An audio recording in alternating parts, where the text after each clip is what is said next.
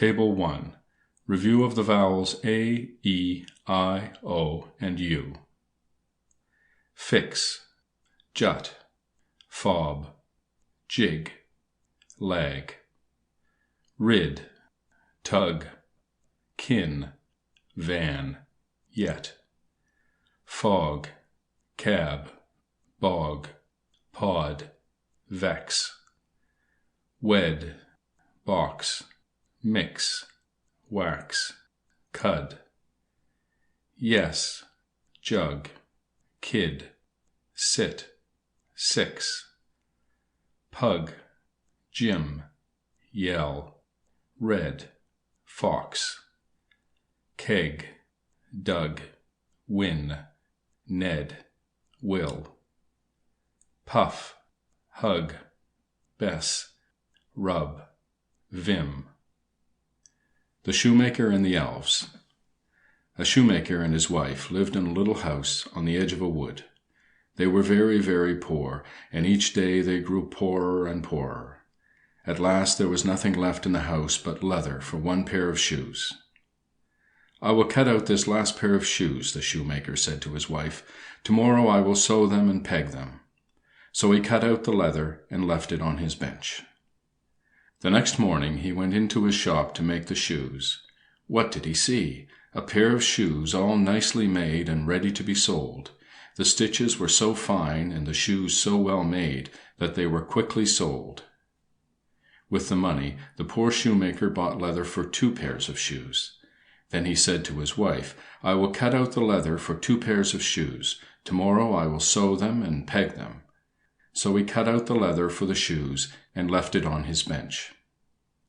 The next morning, when he went into his shop to make the shoes, what did he find? Yes, there were 2 pairs of shoes already made. The work was so well done that those shoes were also sold very quickly. With the money, the poor shoemaker bought enough leather for 4 pairs of shoes. Those he also cut out and left upon his bench. The next morning he found 4 pairs of beautiful shoes, all well made. And so it went on and on. Instead of being a very poor shoemaker, he became a very rich shoemaker.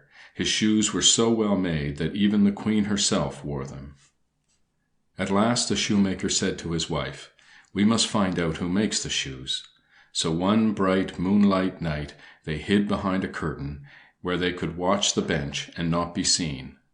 Just on the stroke of midnight, 2 little elves jumped through the window. They went skipping and dancing up to the bench. Sitting cross-legged, they took up the leather and began to work. How their needles flew back and forth, back and forth. How their little hammers beat, rap-a-tap-tap, rap-a-tap-tap. Almost before the shoemaker and his wife could think, the work was all done. The tiny elves ran about, skipping and dancing, skipping and dancing. Then whisk, quick as a wink, they were gone. The next morning the good shoemaker said to his wife, "What can we do for those dear little elves?" "I should like very much to make some clothes for them," said his wife. "They were almost naked." "If you will make their coats, I will make them some shoes," said the shoemaker. Their little feet were bare. When the clothes and shoes were ready, they were put upon the bench. The shoemaker and his wife again hid behind the curtain. Just as before, when the clock struck 12, in jumped the tiny elves. They went skipping and dancing to their work. They saw the little coats, the tiny stockings, and the neat little shoes. They clapped their hands for joy. Then, slipping on their clothes, they skipped hand in hand out of the window. The shoemaker and his wife never saw the little elves again, but after that night good luck seemed always to be with them.